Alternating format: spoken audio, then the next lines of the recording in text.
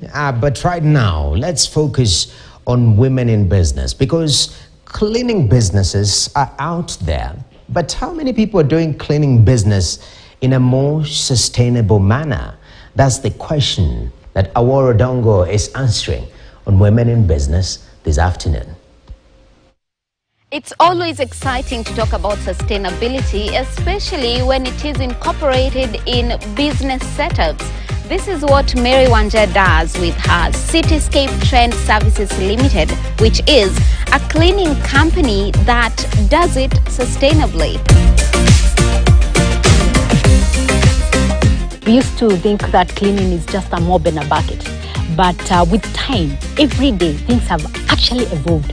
We cannot keep on doing the same thing over a period of time and then expect different results. So today, cleaning is just not a mop and a bucket. It is more than that. It is about are we taking care of the planet? Are we taking care of the people? Are we putting people first? What are those key sustainable services or methods that a cleaning company can incorporate to do it sustainably? We have actually seen that we do not need to reinvent the wheel. We can still use some of the ingredients that we eat. Today, we are cleaning our windows with vinegar and water. You can eat vinegar, you can drink the water. That is sustainable. Tomorrow, our children will not come to the workplace and find this, it's a desert. We're also using things like bicarbonate soda to scrub our washrooms and our toilets. We are actually scrubbing the floors, the washrooms with bicarbonate soda. You can actually use bicarbonate soda. We use olive oil or massage oil to apply or to polish on the wooden surfaces. In cleaning service, we say every day, if you are going to be an innovative leader, if you are going to come up with innovative ways of doing business, you have to think out of the box. And so we are thinking about essential oils. How do we use the essential oil to make the room smell better instead of the perfumes? Sometimes most of these are toxic. They are very strong in our stomachs. Sometimes you can have headache or you can have human health effect. So every day we are thinking of how we can come up with creative ways of doing business. We are talking and addressing aspiring women in business who are probably coming into the business in the near future. What are some of the shifts observable? There's so much about the cleaning industry, but what is more important is that when you come to the cleaning business, is to keep your mind open, be teachable first of all. You must be teachable, dig deeper, understand it more better. Again, there are other things like join association where there are cleaning companies, cleaning business leaders, and get to understand more. There are also international platforms about the cleaning industry. So you need to come in this space so that you can broaden your thinking. You can know who are the key players, what are they doing, how can you tap into other spaces? Because when you start any kind of business, you cannot put your head in the sand. You need to be you need to explore, you need to be innovative, you need to be creative, you need to know what makes you stand out in the market. You cannot just go into an industry and you are doing the same thing like everyone. And finally, maybe one very key important thing is the shifts and trends, because every day, like I said, things keep on evolving. You cannot keep on doing the same thing over and over and expect. Like the other day, COVID-19 came, and when COVID-19 came, we didn't do business as usual. Things had to change. Our standard operation procedures, they had to change. The way we clean had to change. The kind of materials or detergents that we use, they had to change. So as a business leader and you want to come in the cleaning industry, you must be alert, you must be innovative, you must be creative, you must know how to stand out from the crowd. So let's talk about an advice to other people who'd like to join this business and the kind of sustainable practices that they need to adapt when they start the business or even when they're thinking about it. One of the key things is to understand the ESG. Sometimes they call it ESG, environmental, governance and social. Sometimes they call it sustainability.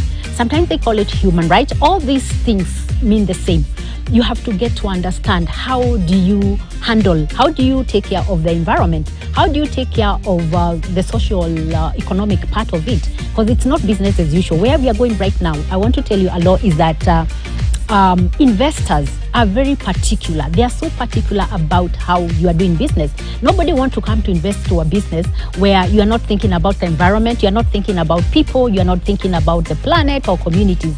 Partners, people want to come and partner with you. They are going to be very key. They want to know what are your human rights channels? How are you handling people? Are you, like we said, the case of Uhuru Uwino slums, what happened? People died. Is your business killing people? Are you coming up with things that are harming? If it is a food industry and cleaning industry, are we harming the environment? Are we harming the people or the planet? Because tomorrow we might not be having any planet. Or bad things like human trafficking or child labor or maybe modern day slavery or sexual harassment at the workplace. Are these things you are doing? Investors want to know. Partners who are coming to the business want to know. What's the training process? What's the pre-qualification process? How do you get people to a point when you can trust them to handle the services? The good thing is that as Kenyans, we have been brought up in home setup where cleaning is it's a duty, it's a normal duty. So in most cases, you find that most people actually know how to clean. So it's only now to show them the professional part of cleaning. So that's what we do. So we have two categories: the people who have Form 4 leavers through their qualification. The other one is the people now who we can take who have school dropouts and train them.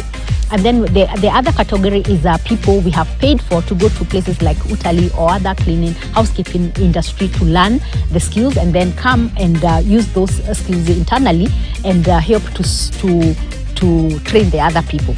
But another thing that we do is that we have to make sure they have a good conduct. It's a way of vetting them. Good conduct, police, the good conduct. We have to make sure that we have their next of kin.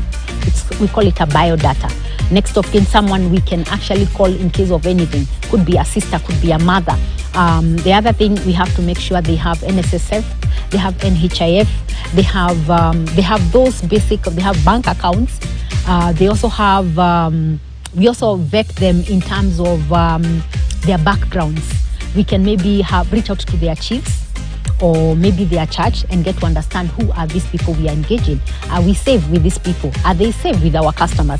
So we have a certain way that we vet these people.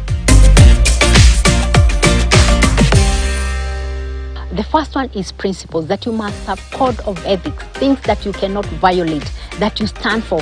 Wear your code of ethics on your sleeves where people can see, not on your head where nobody can see. Number two, you must be driven, have passion, something that actually gives you energy to keep going. And now finally, you must have a purpose. We came to planet Earth because we have a purpose. God put us on planet Earth because there's a reason why we are here. We are not here just to roiter around, breathe fresh air, and then tomorrow die and be buried.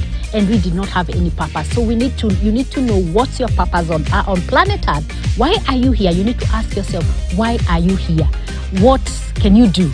And where are you going? So I think being purpose driven, it's a key thing for every entrepreneur to have.